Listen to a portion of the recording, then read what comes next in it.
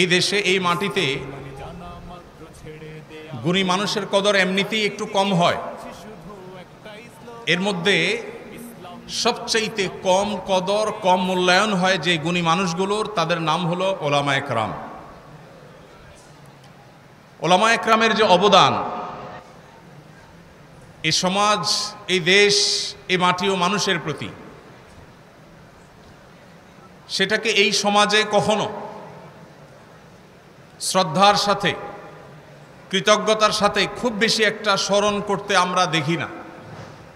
এটা হলো আমাদের দেশের দুর্ভাগ্যজনক বাস্তবতা। অথচ সারা দেশে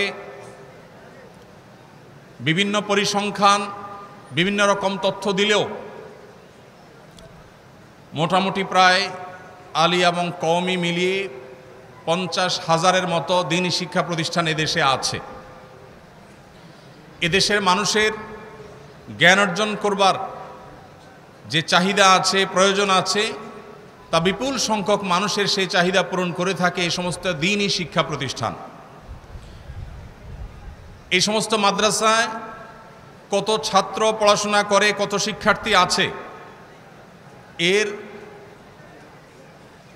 এক্সাক্ট হিসাব বা পরিসংখ্যান কারো কাছে না থাকলেও বিভিন্ন পরিসংখ্যানকে আমলে নিলে, পর্যালোচনা করলে দেখা যায় প্রায় 4 থেকে 5 মিলিয়ন, 40 থেকে 50 লক্ষ মানুষ কম বেশি এই দ্বীনি মাদ্রাসাসমূহ থেকে দ্বীনের জ্ঞান আহরণ করে থাকে এবং সমাজের প্রতি তারা নানাবিধ দায়িত্ব পালন করে থাকে।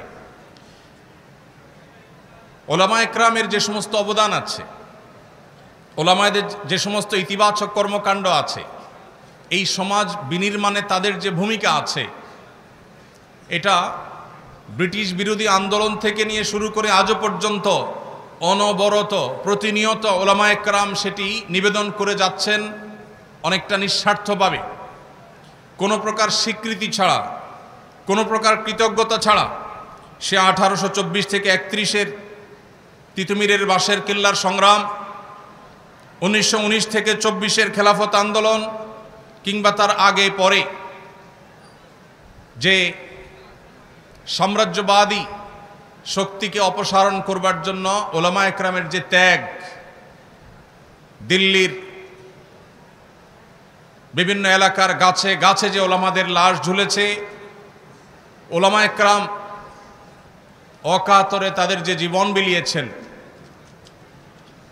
এই সাম্রাজ্যবাদীদের থেকে নিজের দেশ, এই অঞ্চলকে মুক্ত করবার জন্য, সেই থেকে শুরু হয়েছে আজও পর্যন্ত দেশের প্রত্যন্ত অঞ্চলে ওলামায়ে কেরাম যেভাবে নির্লসভাবে, নিঃস্বার্থভাবে পরিশ্রম দিয়ে যাচ্ছেন এই সমাজকে নির্মাণ করবার জন্য।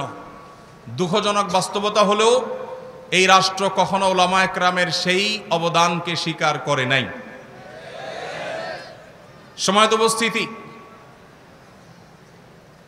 আমাদের এই সমাজে সবচেয়ে বড় অভাব, সবচেয়ে বড় খরা, সবচেয়ে বড় দুর্ভিক্ষ হলো সৎ এবং সৎ মানুষের। আমাদের অনেক পরে স্বাধীনতা অর্জনকারী পৃথিবীর বহু দেশ আমরা খুঁজে পাই, যেই দেশ আমাদের চাইতে অর্থনৈতিকভাবে, জ্ঞানে বিজ্ঞানে, তথ্য প্রযুক্তিতে, অবকাঠামোতে, গবেষণাতে, অন্য অনেক সেক্টরে তারা আমাদের চাইতে বহুগুণ এগিয়ে গেছে। যারা পৃথিবীর বিভিন্ন দেশ সফর করেন, ভ্রমণ করেন, তারা ভালো বলতে পারবেন যে আমাদের প্রিয় স্বদেশ, এদেশের মানুষের মধ্যে যে পরিমাণ পরিশ্রম করবার মানসিকতা আছে, আমাদের মিডল ইস্টে বা বিভিন্ন দেশে থাকা প্রবাসী ভাইদের যে অক্লান্ত পরিশ্রম, তাদের যে ঐকান্তিক প্রচেষ্টা, সেগুলো দেখলে দিনের আলোমতে পরিষ্কার হয় যে এদেশের মানুষ পরিশ্রম করে সচ্ছলতা এবং সমৃদ্ধি আনার জন্য চেষ্টা করতে চায়। দুর্ভাগ্যজনক বাস্তবতা, দুর্নীতি, অনিয়ম, অপশাসন এগুলো আমাদেরকে পিছিয়ে রেখেছে। কোনোভাবে আমরা এগুলোকে ওভারকাম করে সামনে এগোতে পারছি না। যার যেখানে যতটুকু ক্ষমতা আছে সে সেখানে ততটুকু অন্যায়, সে ততটুকু দুর্নীতি, সে ততটুকু তার অন্যায় শক্তির ব্যবহার সে করে। এই দুরবস্থা থেকে উত্তরণের জন্য উম্মার এই সংকটকালে নীতি এবং আদর্শবান নাগরিক এবং মানুষ গড়ে তোলবার জন্য দেশের মসজিদের মিম্বর থেকে নিয়ে মাহফিলের মঞ্চ পর্যন্ত নিরলসভাবে উলামা একরাম কাজ করে যাচ্ছেন আজ বহু বছর বহু যুগ ধরে। প্রতিটা মাহফিলে, জুমার প্রতিটি মিম্বরে, মিডিয়ায় উলামা একরামের প্রতিটি কথায়, বক্তব্যে, প্রতিটি লেখনীতে, প্রতিটি প্রচেষ্টায় তারা সবসময় চেষ্টা করেন কিভাবে এদেশের মানুষকে আল্লাহভীরু করা যায়, মুত্তাকি করা যায়, পরহেজগার করা যায়, তাদের আকীদাকে বিশুদ্ধ করা যায়, তারা আম্বিয়া আলাইহিস সালামের আদর্শের অনুসারী হতে পারে, তারা কিভাবে সাহাবা একরামের আদর্শের অনুসারী হতে পারে, যেই সাহাবা একরাম আহলুস সুন্নাহ ওয়াল জামাআতের কাছে সঠিকতার সবচেয়ে বড় মাপকাঠি। নবী সাল্লাল্লাহু আলাইহি সাল্লামের পর কোরআন এবং হাদিসকে বুঝবার জন্য যাদের বুঝ আমাদের জন্য সবচেয়ে বড় মেয়ার এবং মাপকাঠি, সেই সাহাবা একরামের পথে, সুন্দরের পথে, ন্যায়ের পথে, সততার পথে, নিষ্ঠার পথে এদেশে মানুষকে আনবার জন্য মাহফিলগুলোতে, মিম্বরগুলোতে, মাদ্রাসাগুলোতে, বিভিন্ন দ্বীনি প্রতিষ্ঠানগুলোতে উলামা একরাম কাজ করে চলেছেন। ভাইরা আমার, আমাদের দেশে আইন শৃঙ্খলা পরিস্থিতি যতটা স্বাভাবিক আছে, যতটুকুন ভালো আছে, এই ভালো থাকার পেছনে আমাদের আইন শৃঙ্খলা রক্ষাকারী বাহিনী, আমাদের প্রশাসনের দায়িত্বশীল ব্যক্তিবর্গ, তাদের যেমন ভূমিকা আছে, ঠিক তাদের পাশাপাশি প্যারালালি অনেক বড় ভূমিকা পালন করছেন এদেশে উলামা একরাম। উলামা একরামের বক্তব্য, তাদের ওয়াজ নসিহা শুনে বহু চোর চুরি থেকে তওবা করে, বহু ব্যভিচারী ব্যভিচারের পথ ছেড়ে শুদ্ধতা এবং পবিত্রতার পথে আসে, বহুত হারামখোর হারামের পথ ছেড়ে হালালের পথে আসে, বহু মানুষের অধিকার নষ্টকারী মানুষের অধিকার নষ্ট করার পথ থেকে তওবা করে আল্লাহর পথে ফিরে আসে।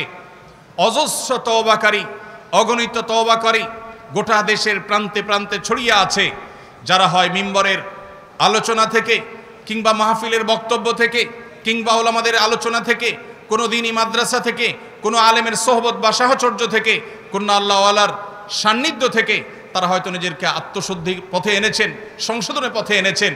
এরকম হাজার লাখো অবদান আছে। ওলামা একরামের বক্তব্য শুনে কোনো মানুষ খারাপ পথে গিয়েছে, ভুল পথে গিয়েছে, এমন একটি নজির পাওয়া যাবে না। সম্মানিত ভাইরা আমার, ওলামা একরামের এই যে অবদান, এই অবদান যুগ যুগ ধরে এদেশে মানুষ যদি শুকরিয়া আদায় করে, তাহলে এই অবদানের প্রকৃত স্বীকৃতি এবং তার প্রকৃত কৃতজ্ঞতা আদায় করা সম্ভব হবে না। প্রিয় ভাইরা আমার, স্বার্থপরতার এই সমাজে, স্বার্থান্ধতার এই যুগে ওলামা একরাম যার যার মতো অত্যন্ত নীরবে নিবৃতে দেশের বিভিন্ন প্রান্তে থেকে তারা মানুষকে হেদায়েতের আলো ছড়িয়ে বেড়ান, তারা মানুষকে সুন্দরের পথে আনেন, তারা মানুষকে শুদ্ধতার পথে আহ্বান করেন। ওলামা একরামের অনেক বড় একটা অবদানের জায়গা হলো তারা সুশৃঙ্খল নাগরিক গড়বার জন্য বিরাট বড় ভূমিকা পালন করছেন। এদেশের প্রায় 40 থেকে 50 হাজার যে মাদ্রাসা আছে, কওমি আলিয়া মিলিয়ে যে এই বিপুল সংখ্যক মাদ্রাসা আছে, এর মধ্যে 40 থেকে 50 লক্ষ শিক্ষার্থী, এর বেশিরভাগই আবাসিক মাদ্রাসাগুলোতে তারা বেড়ে ওঠেন। মাদ্রাসার চৌহদ্দিতে এক একটা মাদ্রাসাতে কোনো কোনো জায়গায় 1000, 1500, 2000, 2500, 3000 অথবা কম বেশি শিক্ষার্থী যে আছে, এই শিক্ষা প্রতিষ্ঠানগুলোতে সাধারণত সচরাচর পরিবেশ যতটা সুন্দর থাকে, পরিচ্ছন্ন থাকে, অন্য সাধারণ যে সমস্ত আবাসিক প্রতিষ্ঠান আছে বা আবাসিক ভবন আছে, যেখানে মানুষ বসবাস করে, যেখানে বিভিন্ন বয়সী মানুষরা থাকে, আমরা যদি পরিবেশের যে কম্পেয়ার বা তুলনা সেটা যদি আমরা করি, তাহলে দেখব দ্বীনি মাদ্রাসাগুলোর পরিবেশ অত্যন্ত পরিচ্ছন্ন থাকে, অত্যন্ত সুন্দর থাকে। শিক্ষার্থীরা নিজ উদ্যোগেই এটা করে থাকেন। বাংলাদেশে 5% মাদ্রাসারও সকল ওয়াশরুম, সকল অজুখানা, সকল জায়গা এবং আঙিনা এগুলো পরিচ্ছন্ন করবার জন্য আলাদা পরিচ্ছন্নতা কর্মী সেভাবে থাকে না, বরং শিক্ষার্থীরা স্বেচ্ছাসেবার মাধ্যমে, তালেবে ইলমরা ভলেন্টারি ওয়ার্কের মাধ্যমে তাদের পরিবেশকে তারা সুন্দর করে, তাদের এনভায়রনমেন্টকে তারা সুন্দর করে। ভাইরা আমার, এত শত মাদ্রাসা, এত লক্ষ লক্ষ ছাত্র, অথচ এই সমস্ত মাদ্রাসাগুলোতে আজও পর্যন্ত কোনো নিজেদের মধ্যে দাঙ্গা হাঙ্গামা লেগে অনেক মানুষ মারা গেছে, বহু মানুষ হতাহত হয়েছে, এরকম একটি ঘটনা আজও পর্যন্ত দেখা যায় না।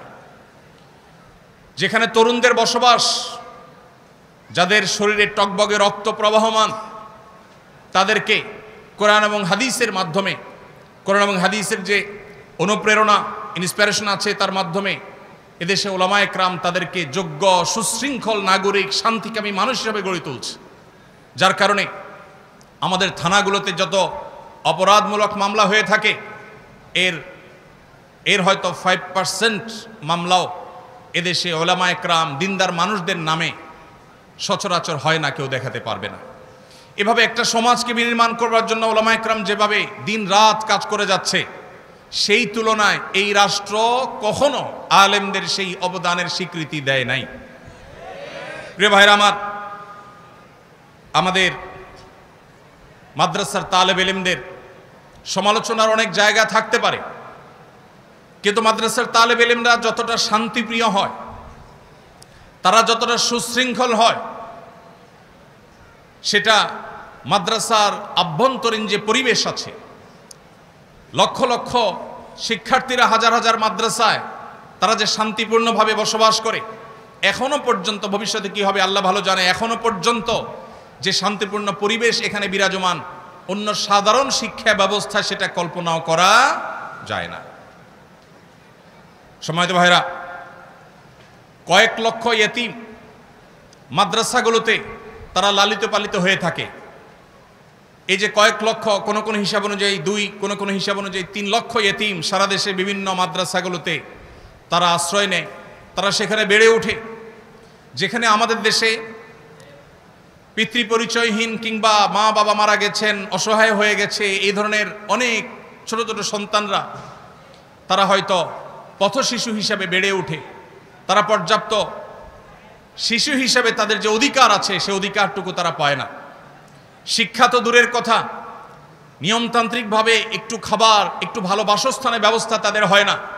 আপনি ঢাকা শহরে, চট্টগ্রাম শহরে, বড় বড় শহরগুলোতে গেলে দেখবেন বিভিন্ন ফুটপাতে, গুরুত্বপূর্ণ পাবলিক প্লেসগুলোতে অসংখ্য অগণিত পথশিশুরা তারা শুয়ে আছে, তাদের দেখভাল করবার কেউ নেই। এই শিশুদের অনেকেই হয়তোবা তারা অনেকেই অনেক খারাপ মানুষের হাত ধরে ধীরে ধীরে অপরাধ জগতে চলে যাচ্ছে।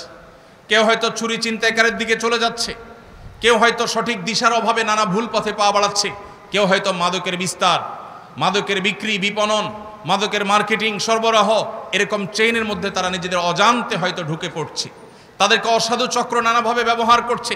বস্তিতে বেড়ে ওঠা অনেক ছোট ছোট কোমলমতি শিশুরা তারা এভাবে ধ্বংস হচ্ছে। এদেশের মাদ্রাসাগুলো, বিশেষ করে কওমি মাদ্রাসাগুলো, ইয়েতিমদের লালন পালন করবার যে দায়িত্ব নিয়েছে, এই দায়িত্ব যদি ওলামায়ে কেরাম না নিতেন, এই ইয়েতিমদের যদি দায়িত্বভার গ্রহণ করার এই বিষয়টি ওলামায়ে কেরাম দেখভাল না করতেন, তাহলে হয়তো এদের অনেকেই অন্য সব পথশিশুদের মতো তারা ভুল পথে চলে যেত। দেশের আইনশৃঙ্খলা রক্ষা, আইনশৃঙ্খলা পরিস্থিতি অবনতি হতো, নানাবিধ অসুবিধা তৈরি হতো।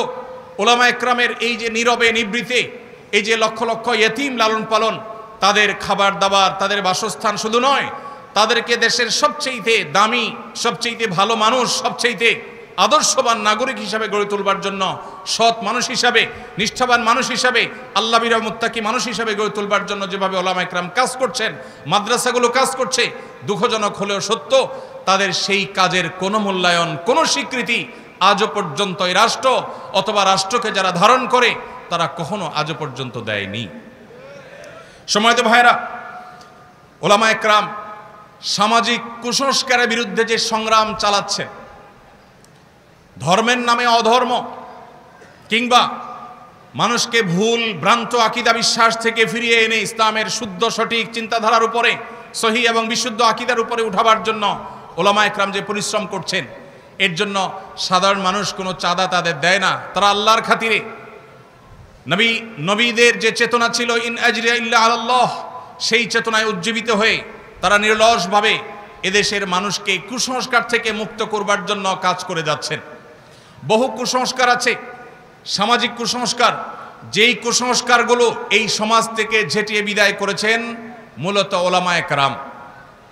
আমাদের এই দেশে এক সময় যৌতুকের যে করাল গ্রাস, যৌতুকের যে ভয়াবহ থাবা, যৌতুকের যে কুসংস্কার, এটা আমাদের পার্শ্ববর্তী দেশ কিংবা আমাদের অন্য ধর্মাবলম্বী যারা অনেকের মধ্যে হয়তো এ জাতীয় কুসংস্কার আছে, সেটি তাদের সংস্রবে থাকার ফলে কিংবা আরও নানা কারণে আমাদের সমাজে যেভাবে ঝেঁকে বসেছিল, আজ আমাদের দেশে শহর তো বটেই, গ্রাম থেকে গ্রামাঞ্চলে পর্যন্ত যৌতুক আস্তে আস্তে দূর হয়ে যাচ্ছে আলহামদুলিল্লাহ।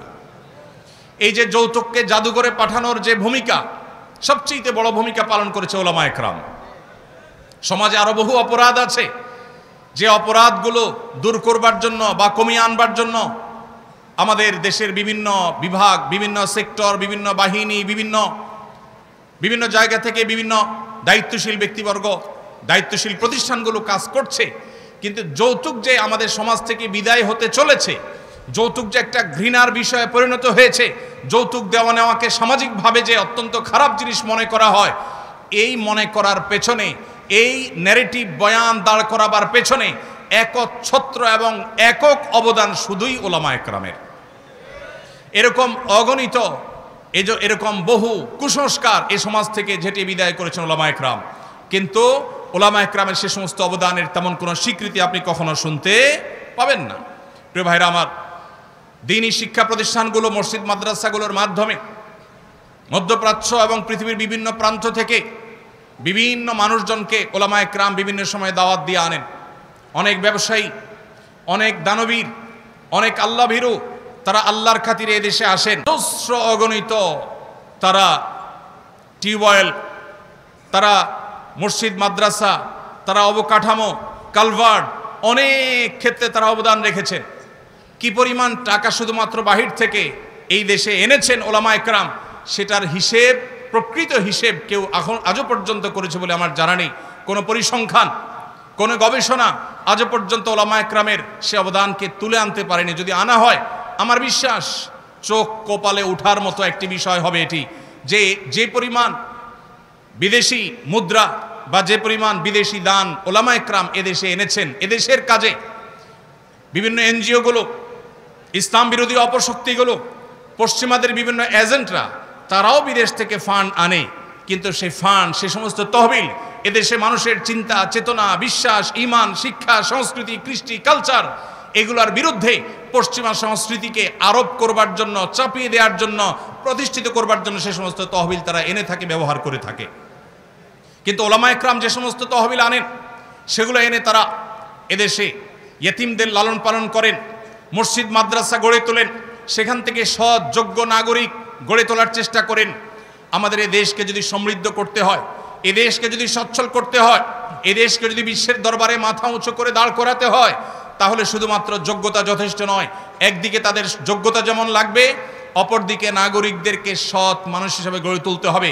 যতদিন অসততা, দুর্নীতি, অপশাসন এবং অনিয়ম এগুলোকে আমরা জাদুঘরে পাঠাতে না পারবো, যতদিন মানুষগুলোকে প্রকৃত মানুষ হিসেবে আমরা পরিণত করতে না পারবো, মুসলমানদেরকে সত্যিকারে মুসলমান বানাতে না পারবো, যতদিন আল্লাহ ভীরু মানুষ হিসেবে গড়ে তুলতে না পারবো, ওলামায়ে কেরামের ওয়াজ ও নসিহতের মাধ্যমে, তাদের সমাজ সংস্কারের মাধ্যমে, তাদের তাজদীদি কর্মকাণ্ডের মাধ্যমে, তাদের নানামুখী কর্মসূচির মাধ্যমে তারা যতদিন পর্যন্ত মানুষকে সৎ হিসাবে গড়ে তুলতে না পারবেন, ততদিন পর্যন্ত এই দেশ কখনো সমৃদ্ধ হবে না। প্রিয় ভাইরা আমার, এই জন্য ওলামায়ে কেরামের এই সমস্ত অবদানকে স্বীকার করতে হবে। আমরা সেগুলোকে শ্রদ্ধা ভরে স্বীকৃতি দিতে হবে, কৃতজ্ঞতা জানাতে হবে। তাদের অবদান, তাদের যে সমস্ত কর্মকাণ্ড, পজিটিভ এবং ইতিবাচক যে সমস্ত ভূমিকা এই সমাজের জন্য, এই মাটির জন্য, এই দেশের জন্য, সেটা বলে শেষ করা যাবে না। প্রিয় ভাইরা আমার, আমরা দেখেছি বিভিন্ন সময় দেশের ক্রান্তিকালে সবার আগে ওলামায়ে কেরামের নেতৃত্বে সাধারণ মানুষ ঝাঁপিয়ে পড়েন। ওলামায়ে কেরামের অক্লান্ত পরিশ্রম থাকে, অনেক অবদান থাকে, সেগুলোকে অনেক মিডিয়া আছে উল্লেখ করতে পর্যন্ত তারা কার্পণ্য করে। এক শ্রেণী মানুষ আছে যারা ওলামায়ে কেরামের কোনো পজিটিভ কর্মকাণ্ড খুঁজে পায় না। অথচ বাস্তবতা হলো, ওলামায়ে কেরাম যেখানে বাহির থেকে দানবীরদেরকে দেশে এনে দেশকে সমৃদ্ধ করার চেষ্টা করে, এর বিপরীতে ওলামাদের সমালোচনাকারী যারা আছে, তারা অনেকে দেশের সম্পদ দেশের বাহিরে পাচার করে বেগম পাড়ায় তারা বাড়িঘর গড়ে তোলে। প্রিয় ভাইরা আমার, ওলামায়ে কেরামকে দেশের জন্য অবদান রাখবার সবক দেওয়া মানুষগুলো অনেকেই আছেন যারা দেশপ্রেমের জিগির মুখে তোলেন, অথচ দেশকে লুট করে দেশের বাইরে সম্পদ পাচার করে সেখানে নিজের আখের গুছিয়ে শুধুমাত্র এখানে দেশপ্রেমের অভিনয় তারা করে থাকেন। সময় এসেছে উলামায়ে কেরামের সে অবদানকে স্বীকার করবার। সেই ব্রিটিশ বিরোধী আন্দোলন থেকে নিয়ে শুরু করে এই 24শে জুলাই আন্দোলন পর্যন্ত প্রত্যেকটা ক্ষেত্রে মাদ্রাসার ছাত্রদের উলামায়ে কেরামের যে ত্যাগ বরাবরের মতো সেটি অবমূল্যায়িত হয়েছে। কোন সেক্টরে কোন ক্ষেত্রে যথাযোগ্য মূল্যায়ন তো পরের কথা, ন্যূনতম মূল্যায়ন, ন্যূনতম কখনো সেই অবদানের স্বীকৃতি এই সমাজ কখনো দেয়নি। সময় এসেছে সেটির পরিবর্তন করবার, সময় এসেছে সেই অবস্থাকে পরিবর্তন করবার। আমরা আরশের মালিকের কাছে দোয়া করি, আল্লাহ রাব্বুল আলামিন এদেশের উলামায়ে কেরামের যে অবদান আছে সেগুলোকে স্বীকৃতি দেওয়ার তৌফিক আমাদেরকে দান করুন। উলামায়ে কেরামের যে অবদান আছে সেগুলোকে স্বীকার করবার, কৃতজ্ঞতা আদায় করবার তৌফিক আল্লাহ তাআলা আমাদেরকে দান করুন। মাল্লাম ইয়াশকুরিন নাস লাম ইয়াশকুরিল্লাহ। উলামাদের অবদানের স্বীকৃতি যদি আপনি না দেন, কৃতজ্ঞতা যদি আপনি আদায় না করেন, তাহলে সেক্ষেত্রে আপনি কখনো প্রকৃত অর্থে আল্লাহর শুকরগুজার বান্দা হতে পারবেন না। মোহতারাম হাজরিন, উলামায়ে কেরাম তাদের মাধ্যমে রাষ্ট্র চাইলে এই রাষ্ট্রের চেহারা বদলে দিতে পারে। এ রাষ্ট্রের চেহারা বদলে দিতে পারে।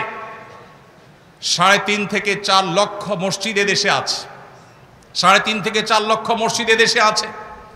এই মসজিদগুলোতে জুমার দিন দুপুর 12:30 থেকে 1:30 পর্যন্ত যে পরিমাণ মানুষ উপস্থিত থাকে, আমরা যদি 4 লক্ষ মসজিদ ধরি এবং এক একটা মসজিদে যদি গড়ে 300 মানুষ উপস্থিত থাকে, এটা আমরা ধরি জুমার নামাজে ঠিক খুতবার চলাকালীন সময়ে, তাহলে দেখা যায় সারা দেশে কয়েক কোটি মানুষ মসজিদে ইমাম সাহেবদের কথা, খতিব সাহেবদের বক্তব্য শুনবার জন্য হাজির হয়েছে। স্বপ্রণোদিতভাবে সমস্ত মিডিয়া একযোগে পিক টাইমে যে পরিমাণ দর্শক পায়, সেই দর্শকের সংখ্যার চাইতে বহুগুণ বেশি হবে এই সংখ্যা, যেটা উলামায়ে কেরামের কথা শুনবার জন্য মানুষ সপ্তাহের সবচাইতে সেরা টাইমটা, সবচাইতে ফ্রেশ টাইমটা জুমার দিনে ভালো করে একটা ঘুম দিয়ে ফ্রেশ মোডে সবচেয়ে ভালোভাবে একটা গোসল দিয়ে উত্তম পোশাক পরিধান করে সুগন্ধি মাখিয়ে সবচাইতে ফ্রেশ মোডে উলামায়ে কেরামের সামনে এসে বসে থাকে মানুষ কথা শুনবার জন্য। ভাইরা আমার, এই মসজিদগুলো এগুলোকে যদি রাষ্ট্র ওন করত, এগুলোকে রাষ্ট্র যদি নিজের বলে গ্রহণ করত এবং পৃষ্ঠপোষকতা দিত, সঠিক ব্যবহার করবার চেষ্টা করত, তাহলে এই জাতিকে সঠিক মেসেজ দেওয়ার জন্য, যথাযথ বার্তা পৌঁছাবার জন্য, সংশোধন করবার জন্য, বহুবিধ সামাজিক কার্যক্রম পরিচালনা করবার জন্য এই মসজিদগুলো সবচাইতে বড় ভূমিকা রাখতে পারত। অথচ দুর্ভাগ্য, ইমাম সাহেব, খতিব সাহেবরা, মুয়াজ্জিন সাহেবরা, মসজিদগুলো সবচাইতে অবহেলিত এই দেশে। প্রিয় ভাইরা আমার, এই দেশে যে সমস্ত প্রাকৃতিক দুর্যোগ হয়ে থাকে, আমরা আমাদের আসুন্নাহ ফাউন্ডেশনের বিভিন্ন কার্যক্রম পরিচালনা করবার মধ্য দিয়ে আমাদের যে অভিজ্ঞতাটুকু হয়েছে তার আলোকে আমরা বলতে পারি, সবচাইতে বেশি দুর্যোগে মোকাবেলায় মসজিদগুলো আমাদের সবচাইতে বেশি সহায়ক ভূমিকায় আসে। কারণ মসজিদগুলোতে ইমাম খতিব সাহেবরা এলাকা মানুষকে অনুপ্রাণিত করে অন্যের কষ্ট দূর করবার জন্য তাদেরকে বের করে দেয়, মানুষকে উৎসাহিত করে, মানুষকে তার সর্বস্ব ত্যাগ করবার জন্য শিক্ষা দিয়ে থাকে। এটা মসজিদগুলো থেকে হয়। অতএব যদি সারা দেশের মসজিদের ইমাম সাহেবদেরকে যদি রাষ্ট্র ওন করত, তাহলে দেখা যেত অনেক দুর্যোগ আছে, অনেক ঝড়, জলোচ্ছ্বাস, বন্যা, বিভিন্ন রকমের দুর্যোগ আছে, যেই দুর্যোগগুলো মোকাবেলা করতে মসজিদগুলো নেতৃত্ব দিতে পারত, সমাজের চেহারা বদলাতে পারত। আমরা পরিবেশ দূষণের শিকার, আমাদের কর্মকাণ্ডের কারণে, নানা ভুল পদক্ষেপের কারণে আজ আমরা পরিবেশ দূষণের শিকার। আপনারা দেখেছেন বিভিন্ন সময় পরিবেশ সেক্টরে যে পরিমাণ বাজেট আছে সেখানে হরিলুট সবচেয়ে বেশি হচ্ছে। অথচ শুধুমাত্র মসজিদের ইমাম খতিবদেরকে যদি রাষ্ট্র যদি তাদেরকে পরিবেশ সুরক্ষা করবার জন্য যথাযথভাবে তাদেরকে যদি ব্যবহার করত, তাহলে দেখা যেত পরিবেশ সুরক্ষার ক্ষেত্রে উলামায়ে কেরাম সবচেয়ে বেশি অবদান রাখতে পেরেছেন। ভাইরা আমার, এইভাবে মসজিদ মাদ্রাসাগুলোকে, উলামায়ে কেরামকে যদি রাষ্ট্র অন করত, তাহলে সেক্ষেত্রে দিন শেষে রাষ্ট্র বেনিফিটেড হতো, উপকৃত হতো, কিন্তু সেটা হয়নি। সময় এসেছে সেটিকে পরিবর্তন করবার, সেটি আমাদের করতে হবে ইনশাআল্লাহ। আল্লাহ আমাদের সবাইকে সেই তৌফিক দান করুন। উলামায়ে কেরামের মাধ্যমে আমাদের ভঙ্গুর যে পরিবার ব্যবস্থা আছে সেটাকে আবারও শক্ত ভিতের উপরে দাঁড় করানো সম্ভব। ঘরে ঘরে যে পরিমাণ বিচ্ছেদ, তালাক, দাম্পত্য কলহ, অশান্তি বিরাজ করছে বিভিন্ন জায়গায়, দেশে, শহরে, গ্রামে, বিভিন্ন জায়গাতে। ওলামা একরাম সবসময় চেষ্টা করেন দাম্পত্য সম্পর্কগুলোকে কিভাবে ভালো করা যায়, কিভাবে ঠুনকো সম্পর্ককে শক্ত করা যায়, কিভাবে পরিবার ব্যবস্থাকে শক্ত করা যায়। এটা ওলামা একরামের অনেক বড় একটা কাজের জায়গা। এই জায়গাতে ওলামা একরাম চাইলে কাউন্সিলিংয়ের ক্ষেত্রে ভূমিকা রাখতে পারেন। বিভিন্ন উন্নত দেশে মহল্লা মহল্লা কাউন্সিলর আছে।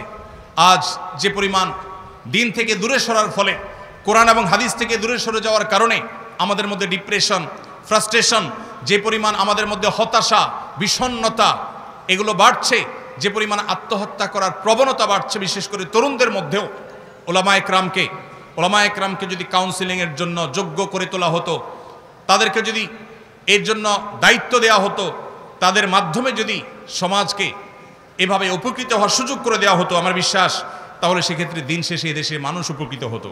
ভাইরা আমার, ওলামা একরাম তারা নিজে থেকে অনেক উদ্যোগ নিতে পারেন। এখানে যে সমস্ত তালেবুল ইলম ভাইরা আছেন, আমার আপনাদের উদ্দেশ্যে বলতে চাই, এই সমাজের সাধারণ মানুষ অত্যন্ত ধর্মভীরু, অত্যন্ত দিনপ্রেমিক। এদেশে মানুষের পালস অনেকে বুঝতে ভুল করেছেন, যারাই ভুল করেছেন তারাই তার মাসুল দিয়েছেন। এদেশের প্রত্যেকটা মানুষ ধর্মপ্রাণ। অতএব এদেশের মানুষের মধ্যে যে পরিমাণ হেদায়েতের জন্য চাওয়া আছে, তাদের যে প্রত্যাশা আছে, আকাঙ্ক্ষা আছে, পিপাসা আছে, সেটি মিটাবার জন্য সেরকম উপযুক্ত দায়ী, সেরকম উপযুক্ত আলেমের আজ বড় অভাব। আপনাদেরকে সে অভাব পূরণ করতে হবে। তার জন্য আপনাদের নিজেদেরকে উপযুক্ত করতে হবে, যোগ্য হিসাবে গড়ে তুলতে হবে, সেরকম মুখলেস, সেরকম নিষ্ঠাবান, সেরকম দরদি দায়ী হিসাবে গড়ে তুলতে হবে নিজেদেরকে। এবং একই সাথে নিজেদেরকে দক্ষ দায়ী হিসাবে গড়ে তুলতে হবে। সময়কে রিড করা জানতে হবে। ইসলাম এবং মুসলমানদের বিরুদ্ধে কোন কোন ষড়যন্ত্র কোন কোন সেক্টর থেকে হচ্ছে, কিভাবে হচ্ছে, তা পুঙ্খানুপুঙ্খরূপে আমাদেরকে জানতে হবে। আমরা সেই নবীর উম্মত, যেই নবী সাল্লাল্লাহু আলাইহি সাল্লাম সম্পর্কে সিরাত ইবনে হিশাম আব্দুল্লাহ ইবনে আব্বাস রাদিয়াল্লাহু তাআলা আনহুমা থেকে একটি হাদিস বর্ণনা করেছে যে নবীজি সাল্লাল্লাহু আলাইহি সাল্লাম যখন কোনো কওমের মুখোমুখি হতে যেতেন, তার আগে তাদের সম্পর্কে পরিপূর্ণ তথ্য তিনি নিয়ে নিতেন। আমরা যে সমাজকে সংশোধন করতে চাই, যে সমাজে আমরা আল্লাহমুখিতার এই দাওয়াতকে ছড়িয়ে দিতে চাই, যে সমাজকে আমরা দুর্নীতিমুক্ত করতে চাই, যে সমাজকে আমরা সৎ করতে চাই, নীতিবান করতে চাই, আদর্শবান করতে চাই, সেই সমাজকে জানতে হবে এই সমাজের রন্ধ্রে রন্ধ্রে কোথায় কোন ইসলাম বিরোধী অপশক্তি বসে আছে, কিভাবে তারা কাজ করছে, কখনো আমাদের শিক্ষানীতিতে, কখনো আমাদের অন্যান্য সেক্টরে তারা কিভাবে বিষ প্রয়োগ করছে, এমনকি স্বাস্থ্যনীতিতে পর্যন্ত বিষ প্রয়োগ করছে।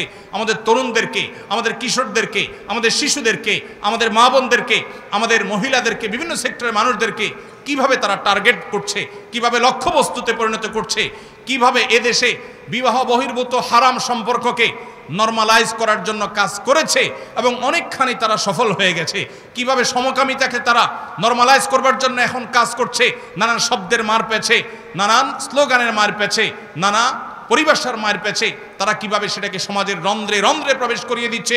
এ সম্পর্কে আমাদেরকে সজাগ হতে হবে, সচেতন হতে হবে। পশ্চিমা সভ্যতার চোখে চোখ রেখে কথা বলবার জন্য পশ্চিমা সভ্যতাকে মন্থন করতে হবে, অধ্যয়ন করতে হবে, পড়তে হবে। প্রত্যেকটি বাদ মতবাদ সম্পর্কে আপনাকে জানতে হবে, সময় সচেতন হতে হবে।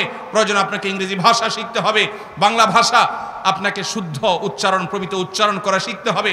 আপনাকে কোরআন এবং হাদিসের নলেজের পাশাপাশি জাগতিক নলেজ পর্যাপ্ত পরিমাণ অর্জন করতে হবে।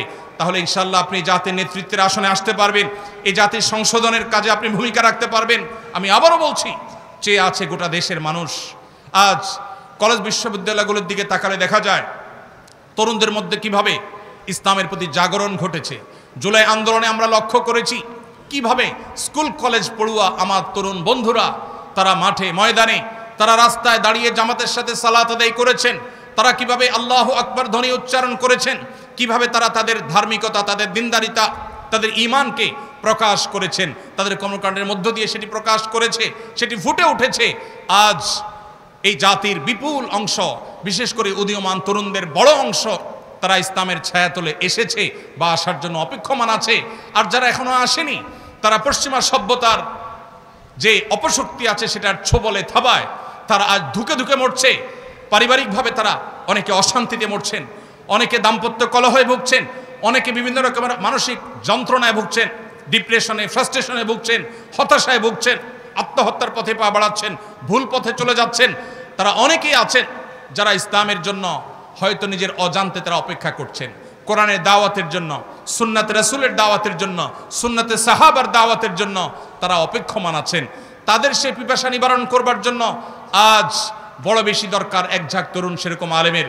আমি সৈয়দ আবুল হাসান আলী আন-নদভী রাহিমাহুল্লাহর সেই মায়ের দোয়ার কথা স্মরণ করতে চাই। তিনি শৈশবে তার মা সম্পর্কে তিনি তার এক বইয়ে, মেরি আম্মা নামক বইয়ে লিখেছেন যে শৈশবে তার মা জায়নামাজে বসে দোয়া করতেন, আয় আল্লাহ এক সে হাজারোं কি জরুরত পুরি ফরমা। সময় এসেছে এখন সেই হুবহু সেই দোয়া করবার। আয় আল্লাহ আমাদের এই দেশের জন্য, এই মুসলিম মিল্লাতের জন্য, আমাদের মাদ্রাসার তালেব ইলমদের এক একজনকে এমন যোগ্য করে দিন, এমন প্রভাবশালী করে দিন, এমন মুত্তাকি করে দেন, এমন মুখলিস বানিয়ে দিন, এমন বুক ভরা দরদওয়ালা বানিয়ে দিন যে এক একজন হাজার হাজার মানুষের কাজ করতে পারে। প্রিয় ভাইরা আমার, আমাদেরকে নিজেদেরকে গড়ে তুলতে হবে। এই সমাজকে পরিবর্তন করবার জন্য আমাদেরকে নিজেদেরকে যোগ্য করে তুলতে হবে, আমাদের সে ভূমিকা রাখতে হবে। এর জন্য দরকার হলো বুক ভরা ব্যথা। বুক ভরা ব্যথা নবী করিম সাল্লাল্লাহু আলাইহি ওয়াসাল্লাম তিনি তার এক হাদিসে তিনি বলেছেন, আপনারা জানেন নাকি, যে তোমরা যখন জাহান্নামে পতিত হওয়ার জন্য পতঙ্গের মতো, পতঙ্গ যেরকম আগুন কিংবা বিদ্যুতের লাইটের উপর ঝাঁপিয়ে পড়ে পড়ে নিজেকে শেষ করে দেয়, তোমরা নিজেদেরকে পাপের দিকে, জাহান্নামের দিকে সেভাবে যখন ধাবিত করো, ওয়ানা আখিযুম বিহুজাজিকুম মিনান নার, আমি তোমাদেরকে জাহান্নাম থেকে বাঁচাবার জন্য তোমাদের কোমর ধরে টানার মতো চেষ্টা করি। আজ সেই নবী আলাইহিস সালামের মতো নবীওয়ালার সেই দরদ, সেই ব্যথা, সেই বেদনা বুকে ধারণ করে আজ আমরা মানুষকে দাওয়াত দিতে হবে কোরআন এবং হাদিসের পথে, কোরআন এবং সুন্নাহর পথে, বিশুদ্ধ আকীদার পথে। নবী আলাইহিস সালাম, আম্বিয়া আলাইহিস সালামের যে নিষ্পাপত্ব, সাহাবায়ে কেরামের যে সততা নিষ্ঠা, তাদের যে সত্যবাদিতা এবং সঠিকতার মাপকাঠি হওয়ার দাওয়াত, কোরআন এবং সুন্নাহর সার্বিক দাওয়াত আমরা যে মানুষের দ্বারে দ্বারে পৌঁছাতে হবে।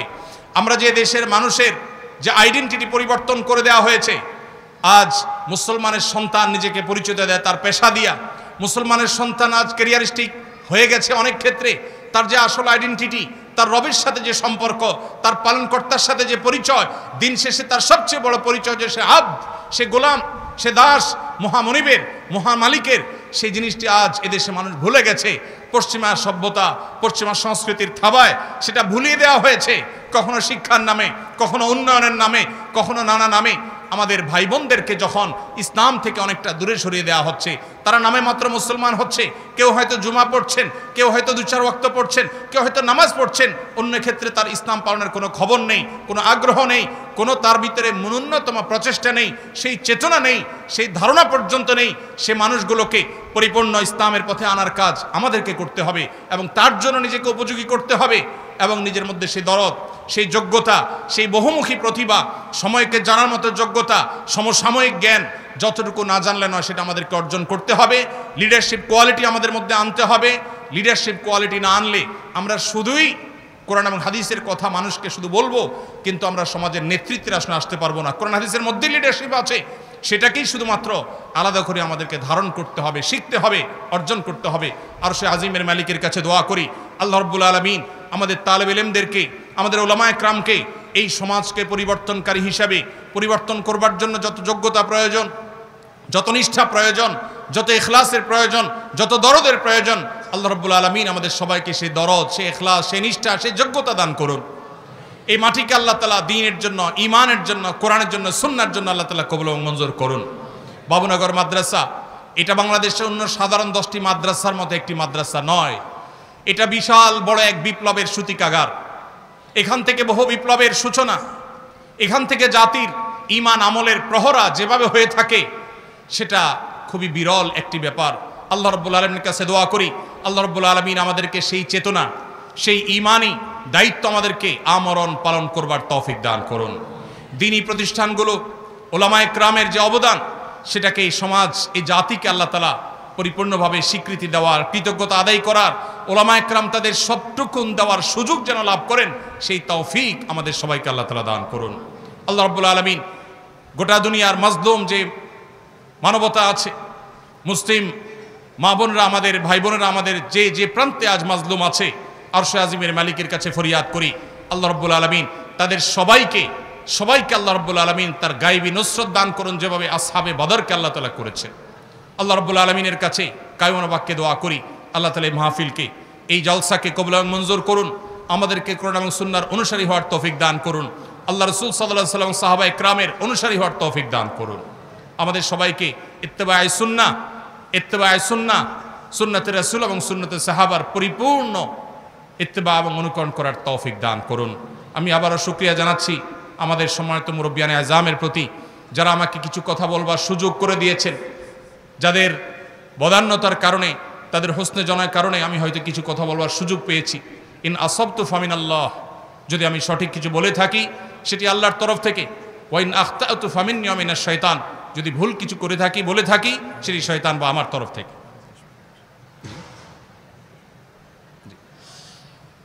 পরিশেষে আমি আমাদের বিশেষ করে তালেব ইলম ভাইদেরকে বলতে চাই,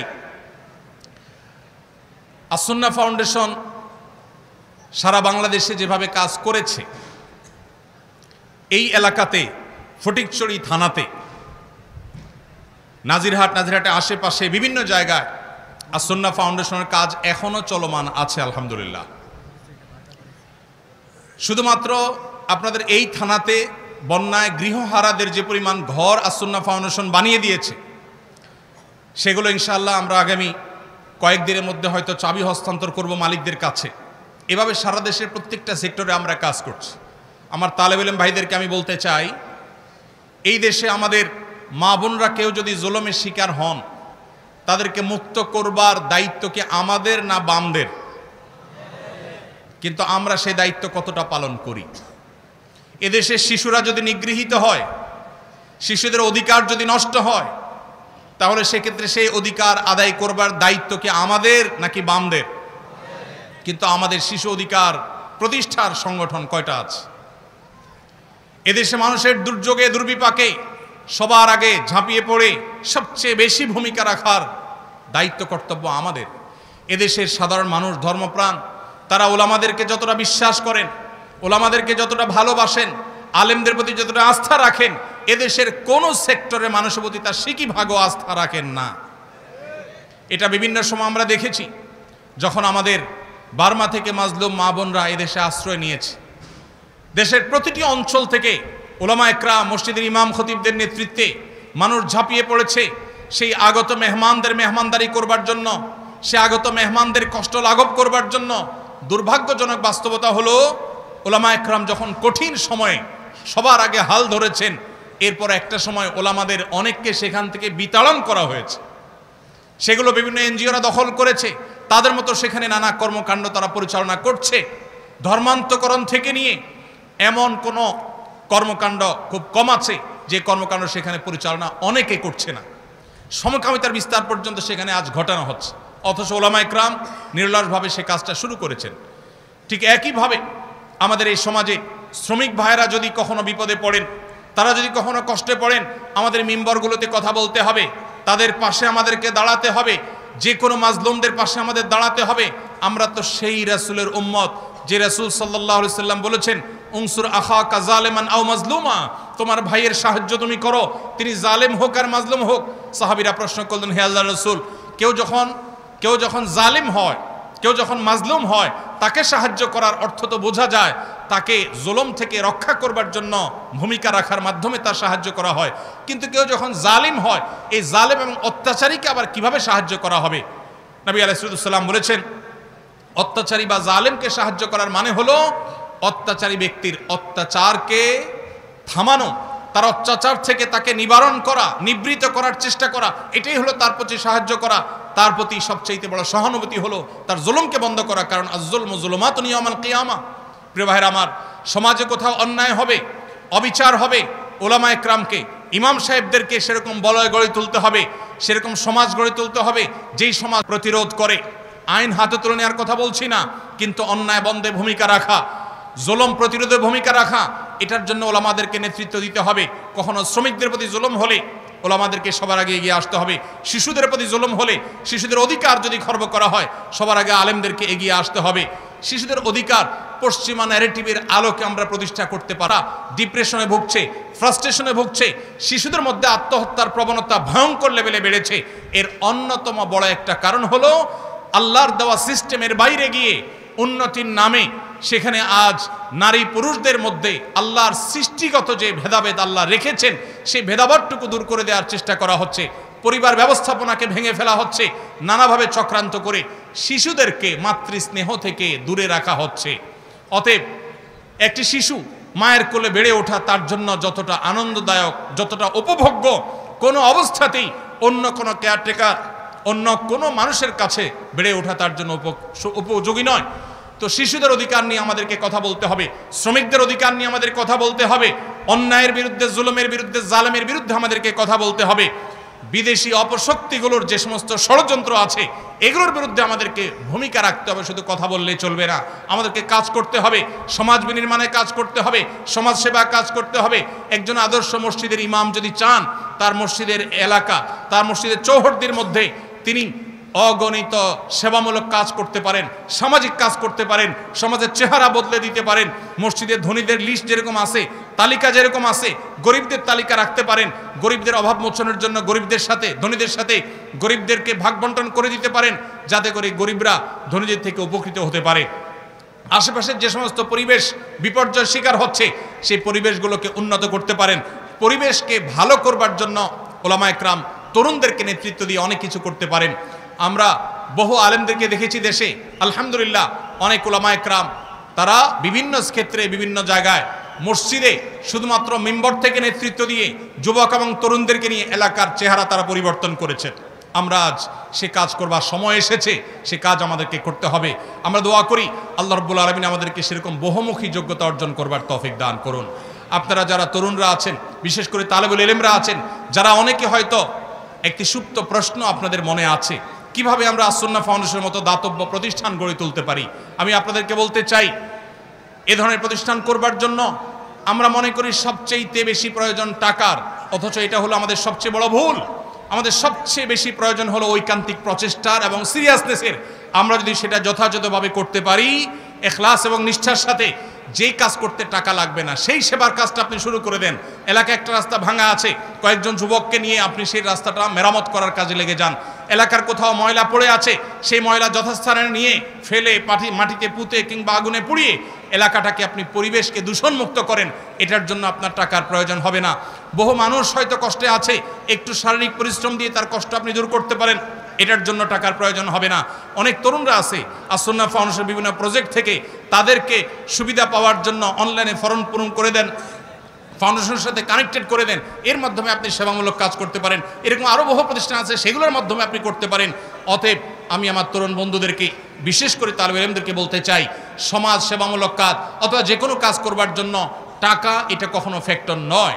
আজ আস-সুন্নাহ ফাউন্ডেশন হয়তো অনেক ব্যাপকভাবে কাজ করছে, একটা সময় আমরা তেমন কোনো টাকা পয়সা ছাড়া মাসে মাত্র ৮,০০০ টাকা খরচ করে আমরা আমাদের কর্মকাণ্ড পরিচালনা করেছি। তারও আগে কোনো টাকা পয়সা ছাড়াই আমরা দীর্ঘদিন পর্যন্ত কাজ করেছি। অতএব দরকার ঐকান্তিক প্রচেষ্টা, দরকার আলেম হিসাবে নবী রাসূলদের মতো সমাজকে সার্বিক নেতৃত্ব দেওয়ার যোগ্যতা, দরকার সে দরদ, দরকার সে বহুমুখিতা, প্রতিভা এবং ইখলাস। আল্লাহ রাব্বুল আলামিন আমাদেরকে এই সমাজের মানুষের দ্বীনি চাহিদা, দ্বীনি আকাঙ্ক্ষা, দ্বীনি পিপাসা মেটাবার জন্য উপযুক্ততা, সেরকম যোগ্যতা, সেরকম কোয়ালিটি এবং ক্যাপাবিলিটি আল্লাহ রাব্বুল আলামিন আমাদের সবাইকে অর্জন করার তৌফিক দান করুন।